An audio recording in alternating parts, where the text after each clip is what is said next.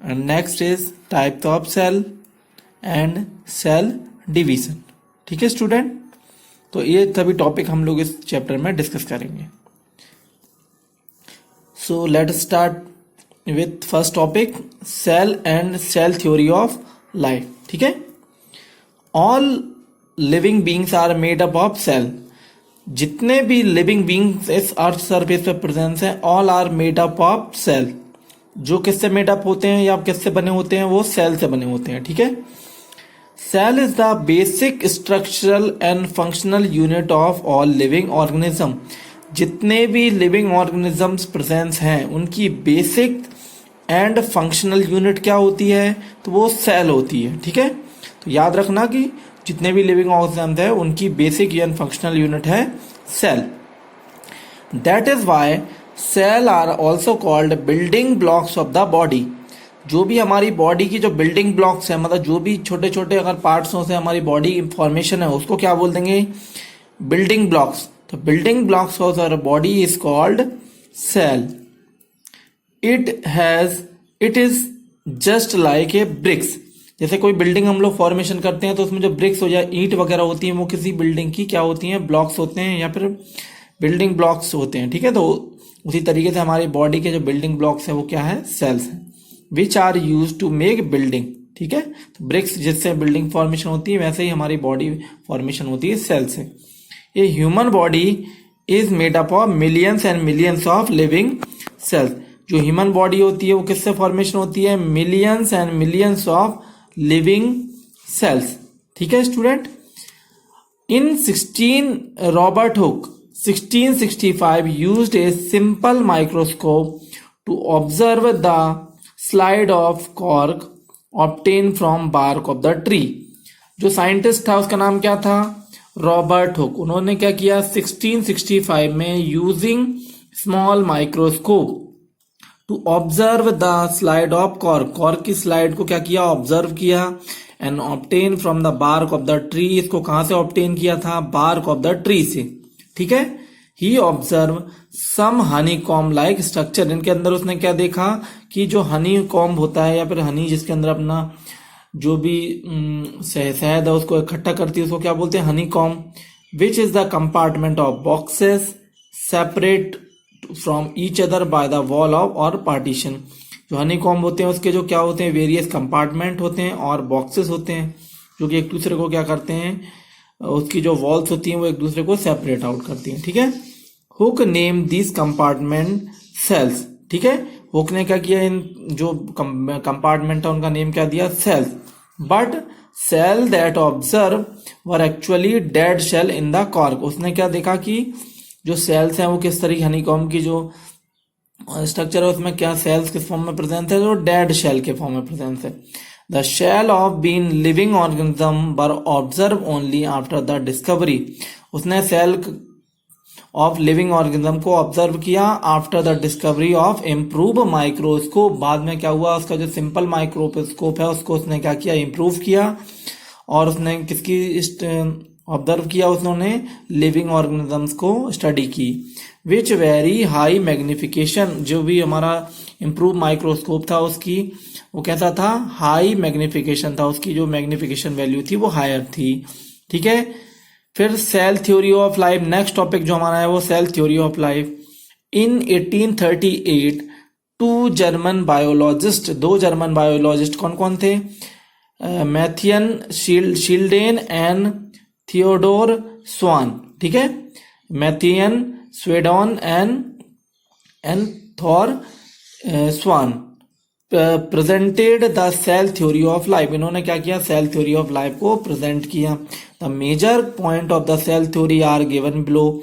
कौन कौन से होते हैं मेजर पॉइंट, कौन कौन से हैं सेल थ्योरी के, तो all living things are made up of cell. जितनी भी लिविंग थिंग्स अर्थ सरफेस में प्रेजेंस हैं वो सभी किससे मेड अप हैं, सेल्स है। तो cell are the basic structural and functional unit of life. जो सेल है वो क्या है, स्ट्रक्चरल एंड फंक्शनल यूनिट है, basic structural and functional unit of life. All cells are form by pre existing cell. जितनी भी न्यू सेल्स फॉर्म होती हैं वो किससे बनी होती हैं, pre existing cell by the cell division. जब भी सेल को डिवीजन करते हैं तो वो प्री एग्जिस्टिंग सेल से ही न्यू सेल्स का फॉर्मेशन होता है। The organization of cells in the body of living organism decide in the structure. जितने भी ऑर्गेनिज्मों की बॉडी होती है वो क्या होती है, लिविंग ऑर्गेनिज्म डिसाइड करते हैं their structure. The function of organism depend on the way the cell work function and their perform. The function of जितने भी ऑर्गेनिजम्स होते हैं उनके जो फंक्शन होते हैं वो किस चीज के ऊपर डिपेंड करते हैं, on the way they work on the function they perform. जिस वर्क को वो सेल कर रहा है या फिर जो फंक्शन वो हमारा जो ऑर्गेनिज्म है वो परफॉर्म कर रहा है, ठीक है।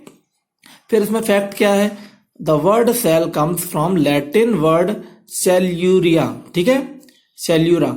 तो सेल्यूला से जो भी वर्ड ऑब्टेन हुआ है उसका मतलब मीन्स क्या है, स्मॉल रूम। तो याद रखना कि सेल का अगर हम लोग मीन्स निकालेंगे तो सेल का मीन्स क्या होता है, यहाँ पे स्मॉल रूम होता है, ठीक है।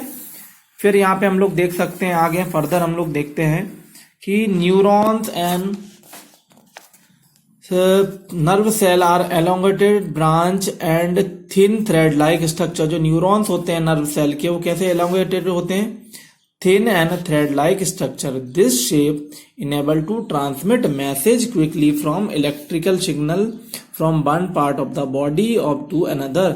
मतलब न्यूरॉन्स जो होते हैं नर्व सेल के वो क्या होते हैं, लंबे एलोंगेटेड होते हैं, ब्रांचेस होते हैं and thin thread like structure, ठीक है।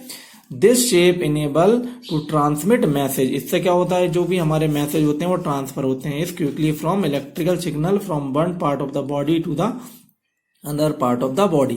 यहाँ देख सकते हैं जो हनी कॉम लाइक स्ट्रक्चर है उसमें जो उसमें क्या होते हैं, स्तरिक कंपार्टमेंट होते हैं, लेकिन ये किसका है, ह्यूमन स्किन सेल। जो भी ह्यूमन स्किन सेल्स होती है उसमें यहाँ पे वेरियस कंपार्टमेंट प्रेजेंट होते हैं।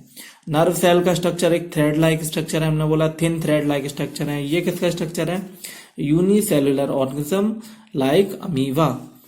However certain cell are changes their shape. जितने भी सेल्स होते हैं वो अपने शेप को क्या करते हैं, चेंज करते हैं, ठीक है। For example amoeba have no defined shape. जो अमीबा होता है उसका कोई भी एक पर्टिकुलर डिफाइंड शेप नहीं होता है। It keeps on changing their shape by giving outer position of various length known as pseudopodia, ठीक है। जब भी क्या होगा, ये अमीबा अपने शेप को चेंज करेगा और उसका प्रोजेक्शन क्या हो जाएगा, डिफरेंट होगा एंड वेरियस लेंथ होगी, तो आर नोन एज स्यूडोपोडिया, ठीक है। इसको हम क्या बोलेंगे, स्यूडोपोडिया बोलेंगे, ठीक है। फिर यहाँ पे आगे है सूडोपोडिया का मतलब, स्यूडो का मतलब फॉल्स एंड पोडिया का मतलब फीट। मतलब जिसकी ट्रू फीट नहीं होती है, मतलब कि एक डिफाइंड फीट नहीं होती है। In human body white blood cells are also changes their shape. Human body में जो व्हाइट ब्लड सेल होती है वो अपना क्या करती है, शेप चेंज करती है, ठीक है। The size of cell, there are great variation of the size of cell. मतलब वेरिएशन ऑफ सेल्स बहुत सारी होती हैं। The size of cell in measure in micrometre. जो भी सेल्स होती है माइक्रोमीटर में उसको हम लोग क्या करते हैं, मेजर करते हैं, या फिर माइक्रोन में मेजर करते हैं। The micrometre is symbol mu m. इसको अपन कैसे डिनोट करते हैं, mu m. In 1 millionth of metre equal to 1000 of the millimetre, ठीक है। ये किसके बराबर होता है, तो 1000 ऑफ मिलीमीटर के बराबर होता है। It is written in scientific notation 1 × 10⁻⁻6 metre. इस तरीके से इसको नोटेशन करते हैं। By the means 1/1 lakh metre.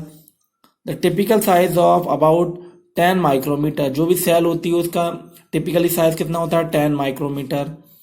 The size of different types of cell are variably considerably, ठीक है। Most of the cell ranges 0.0005 centimetre to 0.0015 centimetre और 5 माइक्रोमीटर टू 15 माइक्रोमीटर, ठीक है। अब bacterial cells are smallest, they can be small 0.0005 centimetre और 0.5 micrometre. The longest cell in our body and nerve cell is extended from head to toe. Head to toe तक जो होती है वो longest cell body होती है, वो nerve cell की होती है। The egg of ostrich is the largest cell, ठीक है। जो लार्जेस्ट सेल होती है वो ऑस्ट्रिच की होती है, ठीक है स्टूडेंट। तो this is sufficient for cell and cell division, ठीक है स्टूडेंट। इसके बारे में हम लोगों ने यहाँ पर डिस्कस किया। आगे हम लोग नेक्स्ट टॉपिक नेक्स्ट क्लास में डिस्कस करेंगे।